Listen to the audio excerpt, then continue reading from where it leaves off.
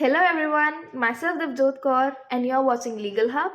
Today we're going to discuss a very interesting topic, that is the grounds on which maintenance could be denied to the wife.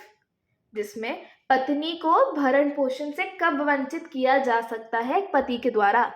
इसमें हम वो ground discuss करेंगे जिसमें हमको maintenance जो है, भरण पोषण जो है, जो न्यूट्रिशन वैल्यू जो हमको प्रोवाइड करनी होती है एक पति के द्वारा अपनी वाइफ को, अपनी पत्नी को, उसमें वो कब पीछे हट सकता है, वो कब लायबल नहीं है ये प्रोवाइड करने के। ये डिस्कस किया गया है सेक्शन 125 के क्लॉज 4 और 5 में of CrPC.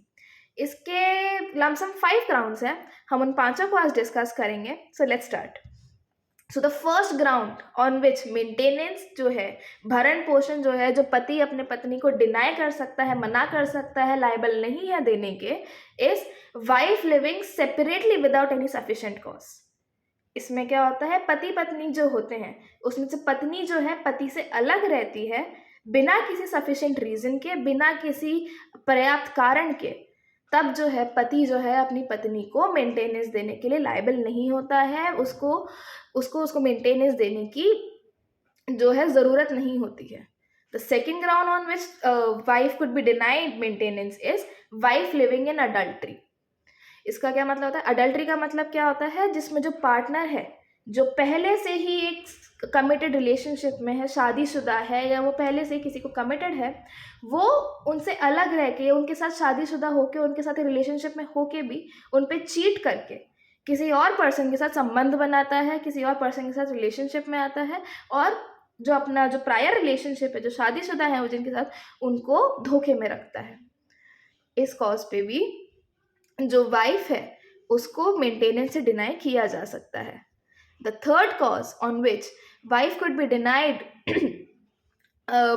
denied maintenance is professionally qualified wife in which wife is capable of earning। इसका मतलब क्या होता है? जो वाइफ है वो इतनी केपेबल है, इतनी वेल एजुकेटेड है, इतनी क्वालिफाइड है कि वो अगर आज के सिनेरियो में, in the present case scenario, अगर वो सोसाइटी में स्टेप इन करती है टू अर्न अ लाइवलीहुड, कुछ कमाने के लिए अगर वो बाहर बाजार में या फिर एक सोसाइटी में स्टेप इन करती है, तो वो इतनी केपेबल है, इतनी ज़्यादा क्वालिफाइड है कि वो एक जॉब ले सकती है और वो खुद का भरण पोषण खुद कर सकती है।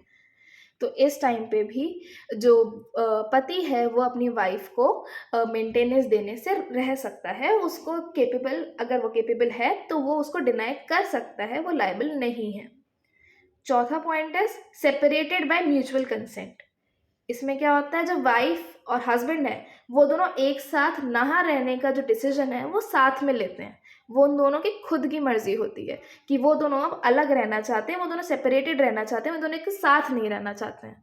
तो इस कॉज में भी पति जो है अपनी पत्नी को मेंटेनेंस देने के लिए लायबल नहीं होता है, क्योंकि वो उन दोनों का साथ का डिसीजन है, म्यूचुअल डिसीजन है कि वो एक दूसरे के साथ नहीं रहना चाहते हैं, दूसरे रिलेशनशिप आगे कंटिन्यू नहीं करना चाहते हैं। फिफ्थ पॉइंट है जिसमें जो वाइफ है वो अर्निंग है। इसका क्या मतलब होता है? जो वाइफ है वो पहले से ही पैसे कमाती है, वो पहले से ही वेल एस्टैब्लिश्ड है, वो पहले से ही फाइनेंशियली इंडिपेंडेंट है, if not particularly independent, but वो she is capable to earn and she is earning a livelihood for herself. इसका मतलब क्या होता है कि पत्नी जो है वो पहले से ही कुछ ना कुछ काम कर रही है, या कुछ उसका एक इनकम का सोर्स है जिससे वो खुद को भरण पोषण खुद का कर सकती है और खुद को अपनी लाइफ में स्टैब्लिश करके रख सकती है। सो इस कॉज पे भी जो पति है वो अपनी पत्नी को मेंटेनेंस देने से रह सकता है। So these were the 5 grounds on which maintenance could be denied to a wife. I hope this video helps and thanks for watching.